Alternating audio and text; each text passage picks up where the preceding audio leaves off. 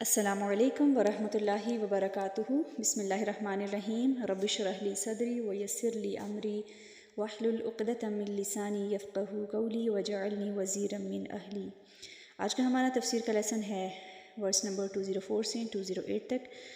اعوذ باللہ من الشیطان الرجیم۔ ومن الناس من يعجبك قوله في الحیاة الدنیا ويشهد الله على ما في قلبه وهو ألد الخصام۔ اے نبی، لوگوں میں کوئی تو ایسا ہے کہ آپ کو اس کی بات دنیا کی زندگی میں بہت بھلی لگتی ہے، اور جو کچھ اس کے دل میں ہے اس پر وہ اللہ کو گواہ ٹھہراتا ہے، حالانکہ وہ سخت جھگڑالو ہے۔ اس آیت میں دو کرداروں کی بات ہے، ایک وہ آدمی جو دنیا دار ہے، دوسرا با کردار، با اصول، ہر قیمت میں دین کماتا ہے۔ ایک خوبصورتی سے بات کرتا ہے اور دوسرا خوبصورتی سے بات نہیں کرتا، ایک قسم کھا کر بات کرتا ہے، دوسرا نہیں۔ فرمایا اعلیٰ اخلاق والے کے لیے جنت کے اعلیٰ طبقے میں مقام بنایا جائے گا۔ ہم اپنی روزمرہ کی زندگی میں اگر چیک رکھیں، فار ایگزامپل میرے ذہن میں ایک مثال آ رہی ہے، ڈرائیونگ کے دوران میں خود بھی اس چیز کو بہت زیادہ نوٹ کر رہی ہوتی ہوں۔ اگر کسی کے ساتھ میں بیٹھی ہوں تو میں یعنی کہ جو ہمارے ساتھ ڈرائیو کر رہا ہوتا ہے یا کسی بھی اتفاق ہوا ڈفرینٹ لوگوں کے ساتھ بیٹھنے کا، تو وہ رویہ کہ کیونکہ وہاں پہ بہت صبر کی ضرورت ہوتی ہے، آئی تھنک سو جتنے بھی لوگ ڈرائیو کرتے ہوں گے انہیں اس چیز کا پتہ ہوگا کہ ڈرائیونگ کے دوران میرے ماتھے کے اوپر کتنے بل پڑتے ہیں، مجھے اگر راستہ نہیں ملتا، ٹریفک جام ہو جاتا ہے، یا کسی کے ساتھ میری اگر کوئی کبھی ٹکر ہو گئی یا کچھ بھی اس طرح سے، تو میرا کیا رویہ ہوتا ہے، میں وہاں کس طرح کا صبر کا مظاہرہ کرتی ہوں، اچھے اخلاق سے بات کروں گی، دوسرے کو ہی ہمیشہ بلیم کروں گی آپ کی مسٹیک تھی، یا پھر میں نے اپنی مسٹیک کو کمٹ کیا، میں نے سوری کر دیا۔ تو ہر چیز میں ہمارا کردار، ہماری جاب میں، ہمارے کھانے پینے میں، ہمارے بچوں کے ساتھ ڈیلنگ میں، ایک ڈاکٹر ہے تو وہ ایک ڈیل کر رہا ہے ڈاکٹر کے ساتھ، اس کا اپنے پیشنٹ کے ساتھ کیا رویہ ہے، ٹیچرز ہیں تو ان کا اسٹوڈنٹس کے ساتھ کیسا رویہ ہے، کیا ان کے ٹیچرز، کیونکہ میں نے کچھ بچوں کو ایسے دیکھا جن سے بات کی اور میں نے ان سے پوچھا کہ آپ کیا بننا چاہتے ہیں، کچھ بچوں نے کہا ہم ٹیچر بننا چاہتے ہیں۔ میں نے کہا ریزن، انہوں نے کہا کہ ہمارے ٹیچر ہمیں مارتے تو ہم بھی جو ہے نا، جب ہم بھی ٹیچر بنیں گے ہم بھی اپنے بچوں کو ماریں گے۔ کچھ کا اس طرح کا رویہ کہ اچھا ہم اچھے ٹیچر بنیں گے کیونکہ ان کو ٹیچر سے پیار محبت ہی ملی ہے۔ تو اب دیکھیں کہ ہم اپنے بچوں کو کیا دے رہے ہیں، جو دیں گے وہی ملے گا وہاں سے۔ پھر وہاں سے تھوڑی سی موٹیویشن، اگر بچوں کے ساتھ ان کو موٹیویٹ کیا جائے، ان کی کاؤنسلنگ کی جائے کہ نہیں ٹیچرز ایسے بھی ہوتے ہیں، اس طرح سے نہیں، آپ اچھی پرفارمنس دیں، وہاں پہ تو ٹیچر کو بلیم نہیں کیا جا سکتا، کیونکہ بچہ، اس کے لیے ٹیچر بہت بڑی چیز ہوتی ہے، وہ اس سے بہت سیکھتا ہے، اس سے ہی آگے ڈاکٹر، اس سے انجینئر، اس سے کتنے لوگ آگے بڑھتے ہیں۔ تو بچوں کے اگر کانسیپٹ ہی ٹیچر کو لے کے اس طرح کا ہے کہ ہم خود ٹیچر بنیں گے، ہمارا ایسا رویہ ہوگا، تو سوچئے کہ ہم کیسے ٹیچر ہیں، ہم نے اپنا کیا کردار ادا کیا، کیا ہم اس لیے صرف ٹیچر ہیں، چاہے ہم گورنمنٹ کے ہیں، چاہے ہم پرائیویٹ کے ہیں، کچھ بھی ہیں، صرف اس لیے کہ ہمیں اس چیز کے لیے پیسہ ملے گا تب ہم کام کریں گے، صرف اس لیے ہم صبح سے جا کے شام تک 7 سے لے کے 2 تک، یا جب ہم اپنا کام کریں صرف ہم اس لیے کریں کہ اس کے آلٹرنیٹ مجھے پیسہ ملے گا، یہ میری جاب ہے۔ اگر ہم اس کو اپنی رسپانسبلٹی سمجھیں کہ آپ صلی اللہ علیہ وسلم کے تھرو دین ہم تک پہنچا، اب ہماری رسپانسبلٹی ہے، ہم نے اس کو کیسے لے کے چلنا، ہر چیز میں ہم نے اپنے کردار کو دکھانا ہوگا دیٹ ہم کیسے مسلمس ہیں، رائٹ۔ پھر ورس نمبر 205 میں فرمایا وَإِذَا تَوَلَّى سَعَى فِي الْأَرْضِ لِيُفْسِدَ فِيهَا وَيُهْلِكَ الْحَرْثَ وَالنَّسْلَ وَاللَّهُ لَا يُحِبُّ الْفَسَادَ، اور جب وہ پلٹتا ہے تو کوشش کرتا ہے کہ زمین میں فساد پھیلائے، کھیتیوں اور نسل کو تباہ کرے، اور اللہ فساد کو پسند نہیں کرتا۔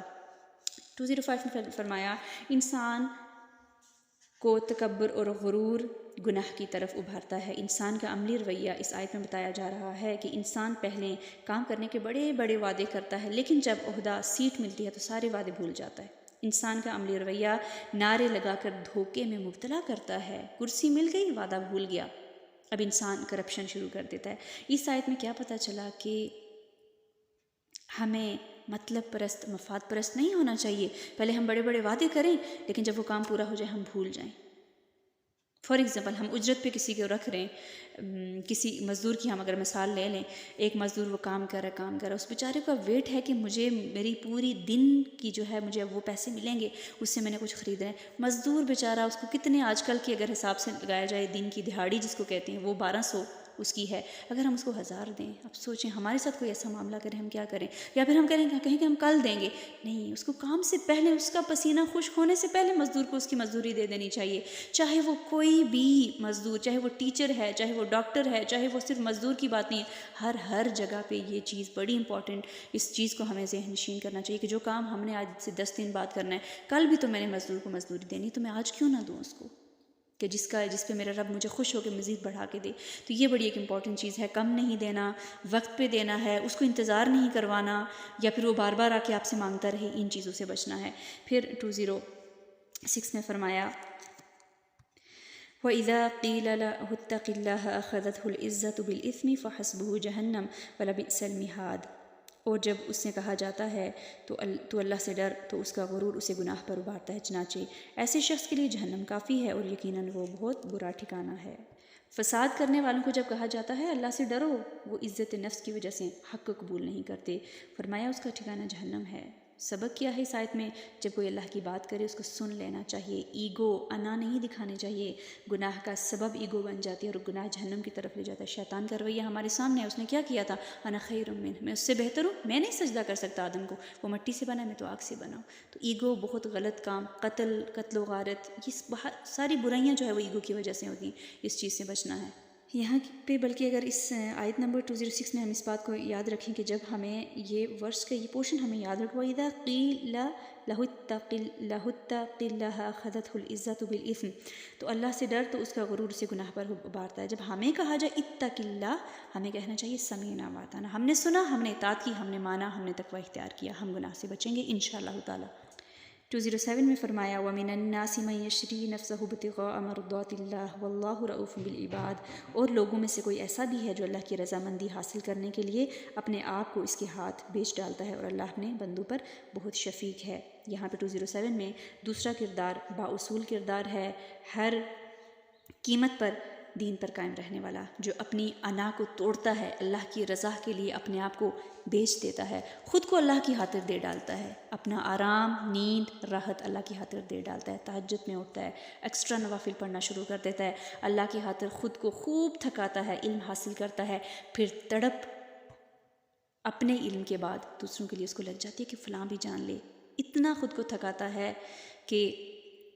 دوسرے بھی جان جائیں۔ پھر قیامت کے دن خود اللہ، یعنی کہ اپنے آپ کو ہم اتنا تھکائیں کہ قیامت کے دن خود اللہ سبحانہ و تعالیٰ ہم سے پوچھے کہ بتا تیری رضا کیا ہے بندے، تیری کیا رضا ہے، تو کیا چاہتا ہے؟ ہم کہیں اللہ تعالیٰ جنت چاہیے، اللہ تعالیٰ جنت الفردوس چاہیے، پھر اللہ تعالیٰ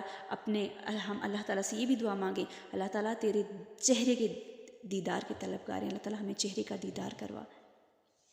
یہ آیت کہتے ہیں صہیب رومی کے بارے میں نازل ہوئی کہ جب وہ ہجرت کرنے لگے تو کافروں نے کہا کہ یہ مال سب یہاں کا کمایا ہوا ہے، ہم ساتھ نہیں لے جانے دیں گے۔ حضرت صہیب نے وہ سارا مال ان کے حوالے کر دیا اور دین ساتھ لے کر حضور صلی اللہ علیہ وسلم کی خدمت میں حاضر ہو گئے۔ نبی کریم صلی اللہ علیہ وسلم نے سن کر فرمایا صہیب نے نفع بخش تجارت کی، 2 مرتبہ فرمایا صہیب نے نفع بخش تجارت کی۔ سبحان اللہ، اللہ کی رضامندی کے لیے خود کو بیچ دینا چاہیے۔ خود کو بیچ کر تو دیکھیں، ہم خود کو بیچنا ہی نہیں چاہتے، ہم دنیا کے لیے خود کو بیچ دیں گے، ہم اللہ کے دین کے لیے خود کو نہیں بیچیں گے۔ پھر عدل و انصاف ضروری ہے، حق ضروری ہے، غلطی چاہے اپنی اولاد کر کے اس کو پکڑ کر بتانا چاہیے تم غلط ہو۔ میں نے اپنی ایک ٹیچر سے سیکھا ہے، وہ کہتی ہیں کہ میرے بچے جب بھی گھر آ کے پہنچتے ہیں سب سے پہلے ان کا بیگ الٹ کے دیکھتی ہوں کہ اس میں کوئی کسی کی چیز تو نہیں آ گئی ہے۔ آج کل ہم اپنے بچوں کی چیزیں آئیں گی ہم وہ بھی لے کے رکھ دیتے ہیں، ہم خود ہمارے اندر اتنا جھوٹ ہے، بچوں کی اصلاح کیسے کریں گے ہم، آپ سوچئے۔ تو اصلاح سب سے پہلے اپنی ذات پھر دوسرے کی۔ مزید فرمایا 208 میں یا ایھا الذین آمنوا ادخلوا فی السلم کافۃ ولا تتبعوا خطوات الشیطان انہ لکم عدو مبین، اے لوگو جو ایمان لائے ہو تم اسلام میں پورے کے پورے داخل ہو جاؤ اور تم شیطان کے قدموں کی پیروی مت کرو، بے شک شیطان تمہارا کھلا دشمن ہے۔ پورے کے پورے، ہم سب سے پہلے اپنے آپ سے سوال کریں کیا میں نام کی مسلمان ہوں، کیا میں اسلام میں پوری کی پوری داخل ہو چکی ہوں یا نہیں۔ 208 اہل ایمان کو کہا جا رہا ہے اسلام میں پورے کے پورے داخل ہو جاؤ، اس طرح نہ کرو کہ جو باتیں تمہاری خواہشات کے مطابق ہوں ان پر تم عمل کر لو اور دوسرے حقوق کو نظر انداز کر دو۔ شیطان کے قدموں کی پیروی نہیں کرنی، برائی اور بے حیائی کے کام چھوڑ دینے ہیں، کچھ اعمال شیطان کے ہوتے ہیں ان سے بچنا ہے، مثلا بائیں ہاتھ سے کھانا، کھڑے ہو کے کھانا شیطان کا کام، وہ کھانے میں شامل ہو جاتا ہے۔ بسم اللہ نہ پڑھنا، کھانا پینا کھڑے ہو کے چلتے چلتے ہر ٹائم کھاتے رہنا، نماز میں ادھر ادھر دیکھنا، بائیں طرف سے کنگھی کرنا، بائیں طرف سے جوتا پہننا، بائیں طرف سے ڈریس پہننا، اور بہت سارے کام ہیں۔ اگر ہم ان کو ایک لسٹ بنا لیں اور اپنے آپ کو ٹارگٹ دیں کہ یہ کام جو ہے میں شیطانی عمل تھا، اب میں نے اس کو چھوڑ کے میں نے رائٹ وے میں انشاءاللہ اس کو کرنا ہے، یہ ہے شیطان کے قدموں کی پیروی۔ اسی طرح سے نماز نہ ادا کرنا، شیطان کے قدموں کی پیروی۔ وہ تو خوش ہوتا ہے، اللہ کی رضا پھر کب ملے گی ہمیں؟ جب ہم اپنے اللہ کے لیے اپنے آپ کو تھکائیں گے، جب ہم اپنے اللہ کے لیے خود کو پیش کر دیں گے، جب ہم اپنا آپ اللہ کے لیے بیچ ڈالیں گے۔ اللہ کی رضا خود کو بیچنے کی قیمت ہے، جنت مفت خوروں کے لیے نہیں ہے، جنت کا سودا بڑا مہنگا ہے جو کہ ہمیں کرنا پڑے گا انشاءاللہ تعالی۔ جنت تو چاہیے لیکن کس لیول کی چاہیے یہ بھی بہت امپورٹنٹ ہے۔ جنت الفردوس بھی ہے، جنت الاعلیٰ بھی ہے، جنت عدن بھی ہے۔ ہمیں کون سی جنت چاہیے؟ جنت الفردوس کا سوال کرنا چاہیے۔ اللہم انی اسألک جنت الفردوس، آمین۔ اللہ تعالیٰ ہم سب کو جنت الفردوس میں دنیا چھوڑ جانے کے بعد اعلیٰ مقام عطا فرمائے، اللہ تعالیٰ ہم سے راضی ہو، اللہ تعالیٰ ہم سب کو اپنے چہرے کا دیدار نصیب کرے، آمین۔ اعوذ باللہ من الشیطان الرجیم ومن الناس من يعجبك قوله في الحياة الدنيا ويشهد الله على ما في قلبه وهو ألد الخصام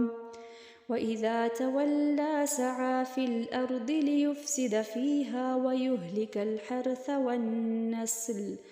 والله لا يحب الفساد وإذا قيل له اتق الله أخذته العزة بالإثم فحسبه جهنم ولبئس المهاد ومن الناس من يشري نفسه ابتغاء مرضات الله والله رؤوف بالعباد يا أيها الذين آمنوا ادخلوا في السلم كافة ولا تتبعوا خطوات الشيطان إنه لكم عدو مبين